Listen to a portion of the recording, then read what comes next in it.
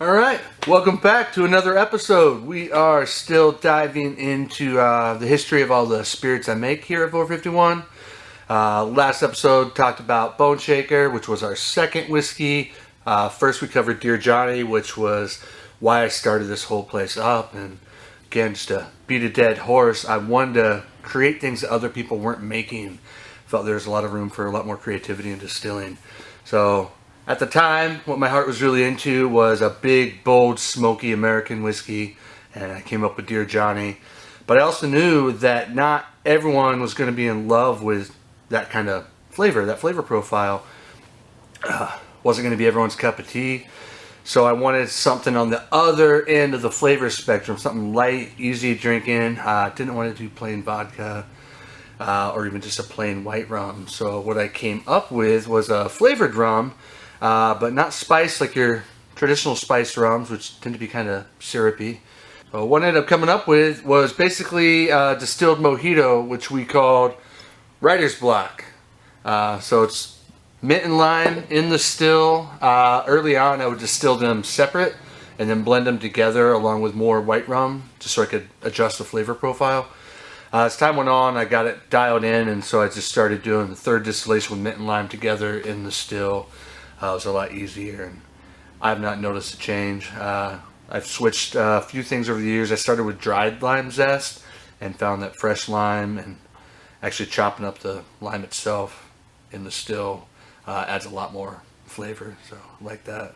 The name Writer's Block, I wanted a reference to Hemingway because Hemingway was very fond of rum and whatever's in front of him, to be honest. But we knew we couldn't make anything too obvious without getting sued. And so we were trying to think of something and couldn't come up with anything. And one day my partner was like, we have writer's block. I was like, yeah, yes we do. Good work, Dave. So it became writer's block. You can't see, I've had to adjust the labels, switch bottles, and the original labels don't fit anymore. I've got a bunch of backups though. Mike Martin, when he's doing these, he's like, hey, we couldn't use Hemingway on there, so I threw a picture of Darwin. Hope that's all right with you. And I remember telling him, I wasn't sure who that was. He looked authorly. I thought it was maybe Dostoevsky. But Darwin got my vote. It's cool. Anyway, short video today because there's not a lot to talk about with writer's block, though it did lead when I started. I was very bad at math for one, and didn't realize how little molasses I needed to create a full batch of rum. So when you're making rum from molasses, you have to dilute the molasses down with water just to hit the ideal sugar content.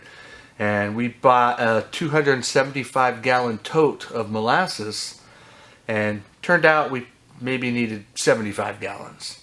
So I had a whole lot of molasses sitting around. I was worried it would go bad once we had opened it up and got into it.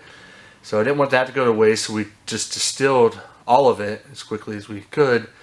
And we knew it was way more than we needed for writer's block for the foreseeable future.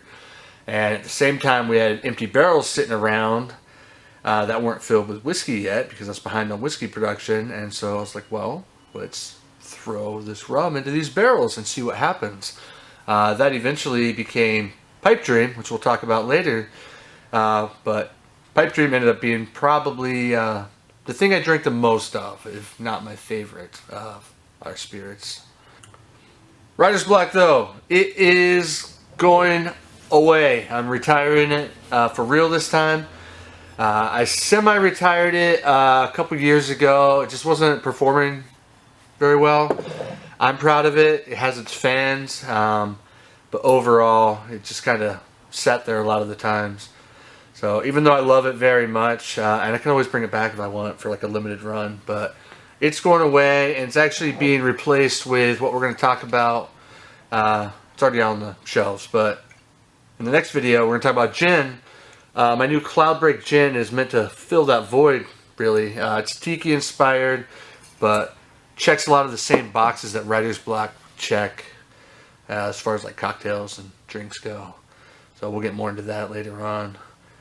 Writer's Block going away does leave a void in our rum offerings. Now just Pipe Dream and then whatever limited experimental releases I do.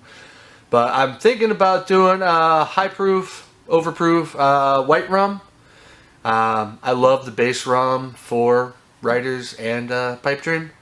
If that's something you'd be into, think we should put out, let me know, leave a comment. I've already got some an idea for the name, being a fan of Jamaican rums and Jamaican music. I know what I want to call it if we decide to do it. But if we should do it, let me know. I love feedback. For today's little moment of inspiration, or whatever we're going to call this segment, give me some ideas, please comment. Everything feels super corny to me. Today's thing is a movie I've loved for a long time. My parents introduced me to it. But Pump Up the Volume. You can't see it right now because I'm dumb and I left my prop at home. But hold on. There we go. Pump Up the Volume. Christian Slater moves to a new school, I think in Arizona. Frustrated, feels like there's no culture, wants to go back to New York where all of his friends and everything are. He starts up a pirate radio station, starts building a following. Nobody knows who he actually is because he's just a shy kid in school. But a great example of when you see or don't see something you want in the world, do it yourself. You're going to probably notice a pattern here. But great movie. Check it out. It's from the late 80s, early 90s. I'm sure it's streaming somewhere. But, yeah. Oh. As for places you should check out, today, I was getting ready to do this video, and Dan from ZenB stopped by. Met him years ago. I haven't talked to him since, but we talked a little bit about doing videos like this and stuff, and really cool meadery. Check them out. Tag them and drop a link. He also, I did not know, but does a lot of the art you see at their place.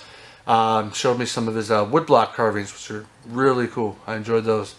So it's cool to meet another fellow artist and maker of delicious beverages to imbibe.